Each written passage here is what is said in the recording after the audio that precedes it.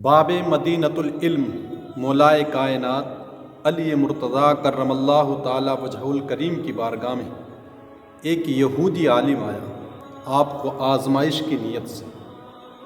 کہ دیکھیں علی کے پاس کتنا علم ہے،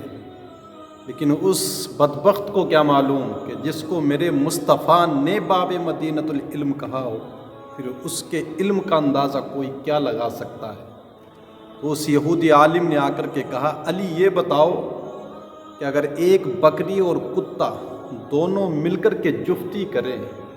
یعنی ملاب ہو بکری اور کتے کا، بکری حمل سے ٹھہر جائے، بکری کو حمل رہ جائے اور بچہ وہ جنے، تو اب یہ بتاؤ کہ اس بکری کا وہ بچہ حرام ہوگا یا حلال ہوگا؟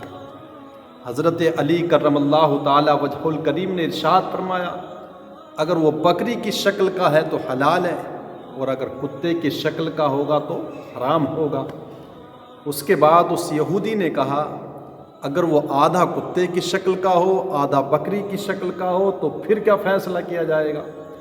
حضرت علی کرم اللہ تعالی وجہہ الکریم نے ارشاد فرمایا، اگر آدھا بکری کی طرح ہے آدھا کتے کی طرح ہے تو پھر اس کو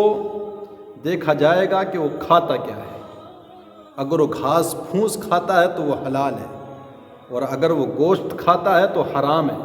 اس لیے کہ بکری گھاس کھاتی ہے، کتا گوشت وغیرہ کھاتا ہے۔ یہودی نے پھر گھیرنے کی کوشش کی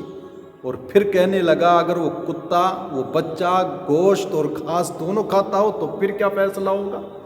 تو حضرت علی کرم اللہ تعالی وجہہ الکریم نے ارشاد فرمایا، پھر اس بچے کو ذبح کر کے دیکھا جائے گا، اگر اس کے اندر اوجھڑی نکلتی ہے یا نہیں۔ اگر اس کے اندر اوجھڑی ہوگی تو وہ حلال ہوگا، اس لیے کہ بکری کے اندر اوجھڑی ہوتی ہے، اور اگر اس کے اندر اوجھڑی نہیں نکلتی تو وہ حرام ہے۔ داماد پیغمبر فاتح خیبر علی کرم اللہ تعالی وجہہ الکریم کا یہ فرمان سن کر یہودی عالم جو بطور آزمائش و امتحان آیا تھا وہ ساکت پڑ جاتا ہے، انگشت بدندہ ہو جاتا ہے اور حیرت میں پڑ جاتا ہے، یہ کیسا جواب